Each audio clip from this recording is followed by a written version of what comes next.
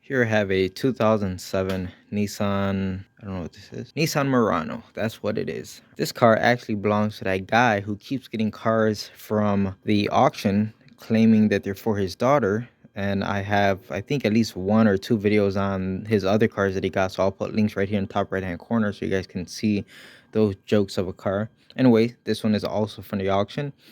And this is the 3rd or 4th time he told me, oh, it's for my daughter, I need to fix it up for my daughter. And that's when, what happened to the other like 3 cars from the auction that you said were for your daughter? Oh no, I'm just selling them. You know, at this point I'm not believing this guy. I kind of feel like he's telling me it's for his daughter just to, I don't know, maybe he thinks I'm going to do a better job on his car or give him lower prices because it's for his family. I have no idea, but honestly, I don't believe this crap anymore. I mean, you've gotten 3 or 4 cars from the auction. They're all junk, and you keep claiming each one is for your daughter. I don't know why, but apparently it's not true, because he gives me the same story every single time. And I guarantee you he'll be selling this one very soon. Anyway, just dropped it off. He said there's some hesitation. That's one of the problems. You can see the car was clearly in an accident. You see all this bad bodywork right here. Looked like somebody just went at it with some spray paint. I haven't checked any of the suspension yet up front, so there's probably something loose up there. He said on the expressway, whenever he hits a bump, like the rear end just jumps all over the place. And guys, look at these rear wheels. Look how far that thing is tucked out. You see that? That's absolutely crazy. And let's go look at this one. Look at this. Same exact thing. Both of these wheels are tucked out like crazy. There's a crazy amount of negative camber. Who knows, there's probably even like toe out on both sides, because it honestly does look like toe out as well. So you can imagine whenever you go over a bump at like 60 miles per hour, this thing's got to be all over the road. I'm pretty sure it's quite scary to drive this car. Then you open up the car and just see like bad signs. I mean, look at this. I don't know what this is. Water damage, I guess. We're at 162,000 miles on it. It's got a cracked windshield. It wouldn't be a mechanic video if there wasn't a car with a cracked windshield, right? Almost every car has it. Look at the driver's seat. Look at that. Look at that. There's actually a pillow underneath there because this thing is destroyed. He asked me if I could fix this. Nope, I cannot fix this. Your cheapest option is to go to a salvage yard and pull a seat out of another Murano that's actually in decent shape. That's your cheapest option here. Let's look at the codes. Cylinder 3, misfire. Knock sensor 1, circuit high. Backup error. Vehicle speed, signal error. Side collision detection. That's probably on the front left side where the car was presumably hit. But yeah, that's what's going on here. So, I mean, the car, honestly, just like a quick overview at it, this one's got the V6 in it. Thing's a piece of junk. I mean, look at this nasty steering wheel. This thing look like it got corona. Again, for his daughter, like the last 3 cars he's been saying. Let's go look underneath the rear of the car. All right, so this is the rear right side. And for a 2007, of course, there's a ton of rust. Everything's corroded, right? So, you know, he's expecting me to, like, say if I find something bad, to replace it. I guarantee you every single one of these bolts is stuck in that bushing. This is going to turn into a nightmare of having to cut bolts off, cut bushings out, and all kinds of crap, and almost replace everything back here. I'm not doing this job, okay? The bolts on our Nissan Altima, which by the way is a 2013, those were seized in place and they didn't want to come out. That's when it eventually went to the dealer for that recall. But yeah, they didn't want to come out. That was a 13. On this 2007, I'm not expecting anything less. But we can start to see signs here of just things aren't right. For example, here goes the exhaust pipe, right? Look at where it's hanging in that rubber hanger right there. That thing is pushed all the way over to the right. It's not centered. That bushing isn't doing anything. That thing is just pushed hard up against there. You could tell this car has been in some sort of an accident. Something, I don't know, maybe hitting curves, sliding in winter and slamming into something. But this car has not had a easy life. And there is some damage over there I can see. I'm gonna go ahead and point out this side first. So look right here in this hole. You can see this whole metal right here is relatively flat, right? It just looks normal. Let's go look at the other control arm on that side. So on this side, it's very hard to tell. But guys, that is not flat. This whole thing is raised right here. There is a kink right here in the metal, signifying that this thing was hit very hard right here, enough to try to push in this lower control arm and cause a kink right here in the metal. This thing is raised up, and yeah, so clearly there is damage here. I'm gonna go ahead and raise up the rear end and see if there's any noticeable like loose ball joints or something like that. But already, just based off of this damage right here, and you know, look at these, like I said, look at these nuts and bolts, guys. These things are not gonna come out. I'm not touching this job. I don't like doing jobs like this. It's not my thing. Take it somewhere else. Let a shop fight with it. It's the reason why they charge big bucks, because they could get things like this done. To me, it's just not worth it. So yeah, not worth the headaches. As I was lifting up the car, I started to hear like metal on metal. So look closely over there, you could see that the sway bar is actually hitting the exhaust system, and that's what's causing that noise. Well, that's funny. I guess this is why the sway bar is hitting the exhaust system, because sway bar is not even connected. The only thing holding the sway bar up is the stabilizer links and the exhaust system. It looks like it should mount right there, and if you look closely inside of there, there's a problem, lady. That subframe is completely destroyed. It is completely separated. Well, there goes all your alignment issues back here. So guys, there's no fixing this. There's no, I mean, I don't want to say no fixing it. I want to say there's no fixing it with changing, you know, simple parts like a control arm or something like this. This thing needs a complete subframe, and if this whole subframe is coming off, all of these control arms are getting replaced. Once I give this guy this information, nothing is going to want to get done. Nothing. Not even that little misfire on cylinder 3, whatever it is. Not even that. He's not going to want to put money into anything. I can't imagine he's going to have an easy time trying to sell this car. This is a bad buy. It's the reason why it's in an auction. Any other car that comes from an auction, it's there for a reason. Usually do not get good deals from an auction, and this is a perfect example of that. I don't know how much you paid for it, but I guarantee you it was just too much. Got my hands dirty with all this damn tire shine. Hey, that's just how it is, right? Make the car look good and sell it. It's got tire shine. At least you got that out of it. So at the front end over here, you can see all this stuff looks like moist, so that's not a good sign, right? Let's see, what do we have? That looks like a power steering pump leaking. You see it up there. If you look at the bellows on the rack and pinion, they're all wet and moist. I'm pretty sure that rack and pinion is leaking. Just not good overall. Like, what's the opposite of good? That's what this is. All right, so up front, the only thing really I could find is a front left wheel bearing. There's some play in it. Everything else, not that big of an issue. Looks like it recently had front struts put on it.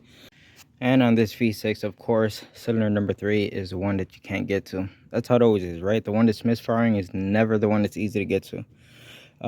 Because of that, because it's behind the intake manifold, I'm not messing with this, guys. I'm not even going to invest the time to try to diagnose. You think this guy cares about a single cylinder misfire when all this other crap is going on with this truck? It's not going to happen. This is a waste of time. Chances are he's just gonna try to get rid of this car even at a loss. He's just gonna try to sell it to whoever he can. I can't see him fixing this car, because when he had other cars from the auction that I would argue had less problems than this car, he didn't even want to fix those. So what makes you think he's gonna fix this one? So I'm gonna go ahead and button this up. He told me to take it off for a test drive, and I'm not even gonna do that. So looking at the condition of the subframe and how those wheels are tucked out like that and everything we see with the car, I'm not driving this car. I'm gonna park it on the street, and it's gonna sit there till he comes to pick it up, and that's it.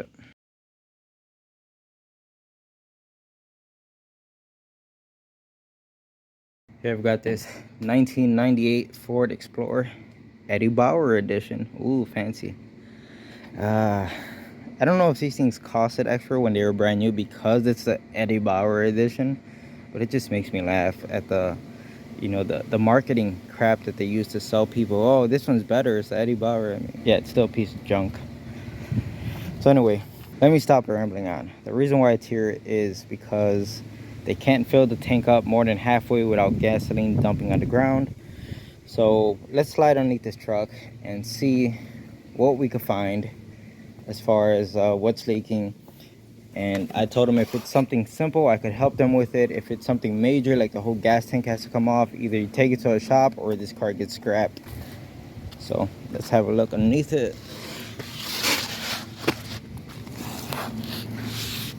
Alright, so here goes the fuel filler neck.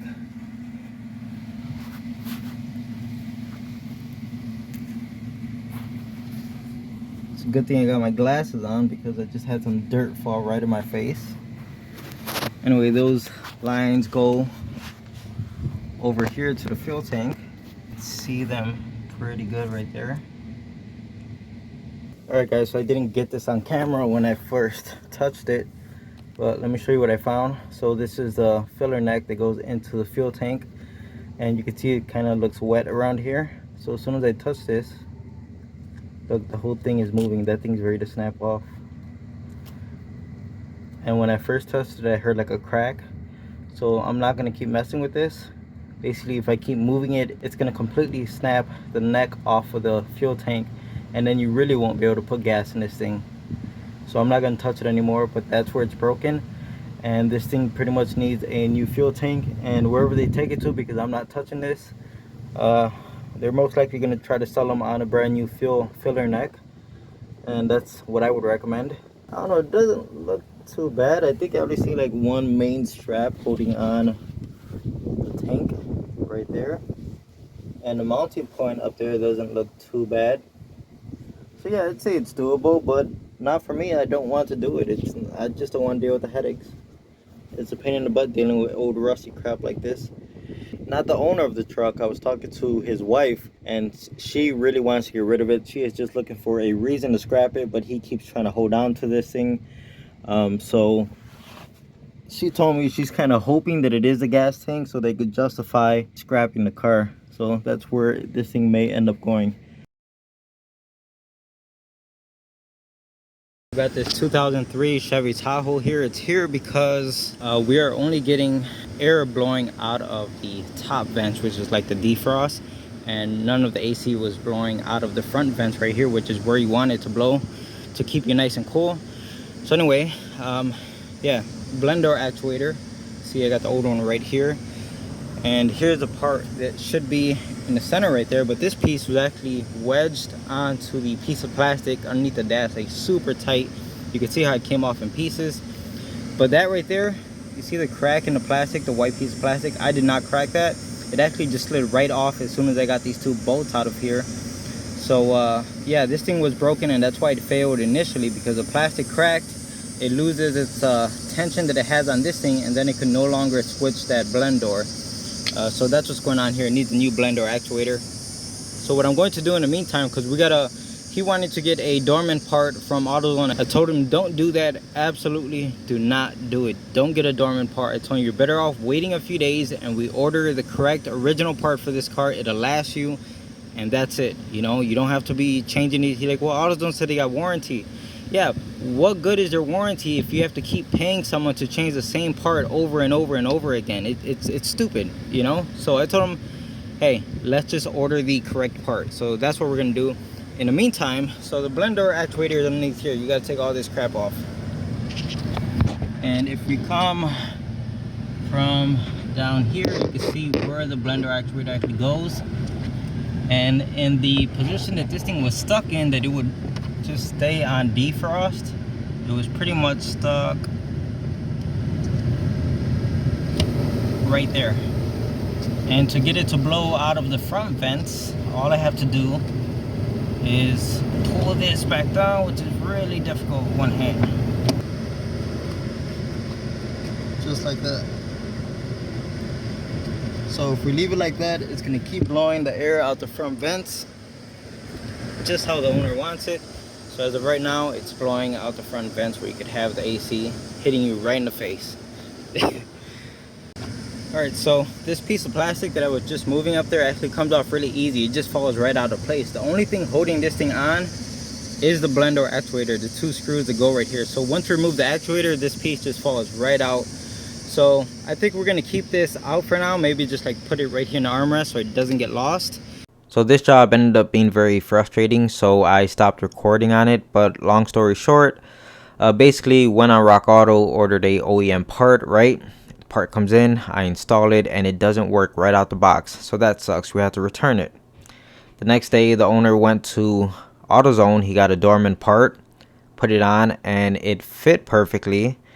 But everything was working in reverse. Basically, if you put it on the front vents, it would blow towards your feet. If you put it towards your feet, it would blow on defrost, and you get the idea. Okay, basically it was spinning in the opposite direction that it had to, so that led me to think that this blender actuator actually goes somewhere else on the car, maybe like on the recirculation door on the passenger side. Maybe basically it's not the right or the correct blender actuator. So at this point, the owner was very frustrated, and so was I, because it's not an easy part to install, and having to take parts on and off that just aren't working is extremely frustrating for both of us. So he got frustrated and he said, you know what, leave it. If I need to move it, I'll move it manually. I showed him how to do it, and we left it at that. But knowing the owner, sure enough, 2 weeks later, he said, hey, I went on Amazon, I bought the correct part. So I go ahead, I install it, fit perfectly. You got to control it with the controls on the dash, and it just wasn't acting right. It wasn't doing what it's supposed to do. And at this point, neither of us were happy, right? It's just one of those things. So I decided, let me pull out my scanner and see if I could recalibrate this thing. Sure enough, I found recalibration settings inside of my scanner. I performed the procedure, and all of a sudden, everything started working perfectly.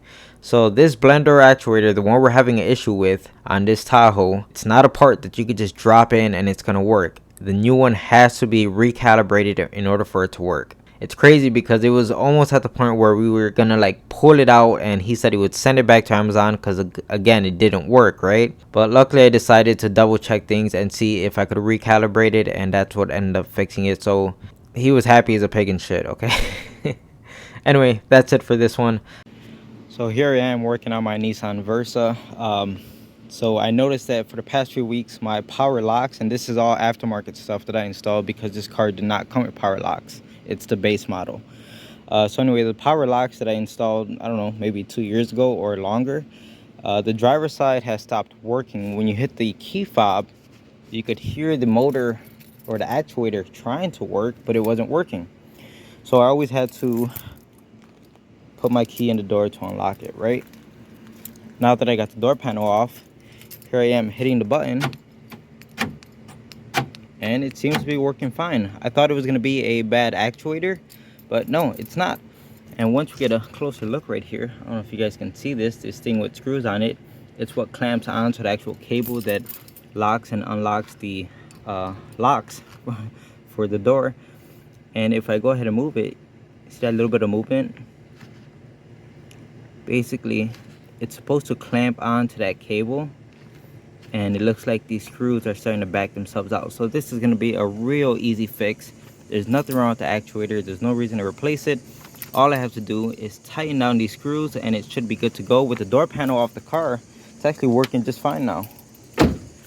So let me go ahead, hit lock, it works, unlock, it works. All right, so what I'm going to do this time is I'm actually going to put some thread locker on these, because before I just tighten them down and that's it. So now let's remove the 2 screws, put some thread locker on them, blue stuff, and then tighten them back down, and that should be the last time we have a issue like this. And there we have it. All 3 screws were pretty much loose. I put blue thread locker on them, tighten them down, and this thing's pretty much good to go. I reapplied some grease right here because these 2 points pretty much make contact at all times.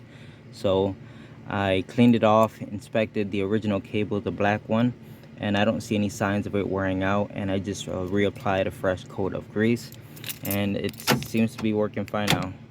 No issues at all. And even this, when you actuate it from the actual lock right here, it locks and unlocks the passenger door. So I didn't apply any thread locker when I did this job the first time, or when I installed everything. So that tells me eventually that side is going to fail, just like this one did. It's not a big issue. I'm not going to go into it today. I'll just wait till it stops working one day, and then we'll go ahead and fix it just how we did on this side. So far, I can't remember when I put these on, but I want to say it's been over 2 years. So honestly, not too bad for cheap eBay stuff, huh?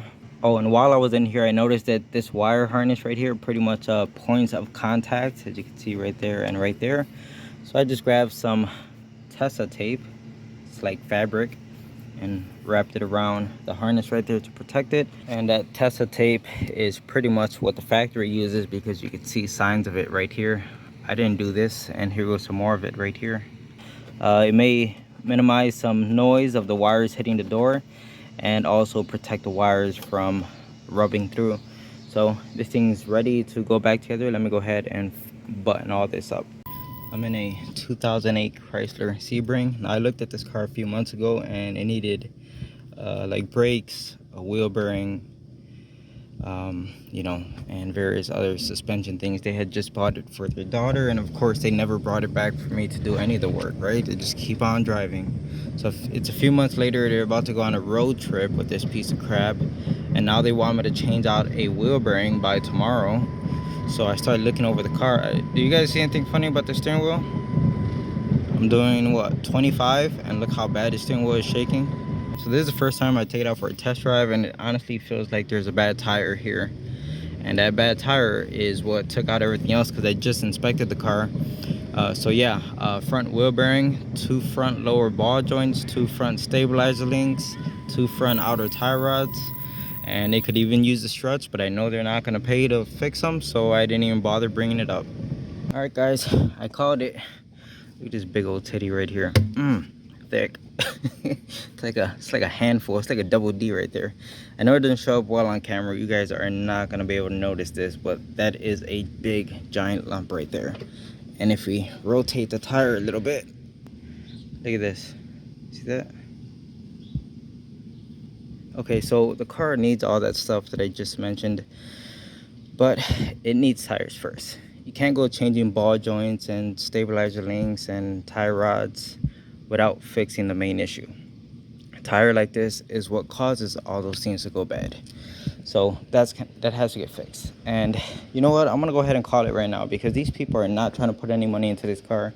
I had to convince them to put brake pads and rotors on this thing. What's gonna happen here is I'm gonna tell them the main issue on why the steering wheel is going like this down the road is because of tires. And honestly, they're probably only gonna go replace that one tire. They're not even gonna do the front set. So once they figure out that it's the tires, they're just gonna go get the tire issue resolved, and they're gonna leave all that crap on the car. They're gonna leave the bad wheel bearing, the ball joints, the tire rods, the stabilizer links. They don't care, because you know what? As long as the tire fixes that crazy amount of shaking going down the road, that's all they care about. You think people care that their wheel bearings making noise or that there's play in their ball joints or tires? They could not care less. The only reason why this car is here is because it does this violently while going on the road. So I thought I was gonna be able to sell this job on, you know, all the ball joints and tie rods that it needs. Probably just lost this whole job right here. They're probably just gonna go change the tires and call it a day, and I'll never see it again. And like I said guys, I called it 100% because it's been a few months since I recorded this video, and the car never came back for anything once they figured out the real problem. Well, they didn't figure it out. Once I told them that the car needs tires, basically, they took it to a nearest cheapo tire shop. They put a $45 used tire on that one wheel, and the car never came back again.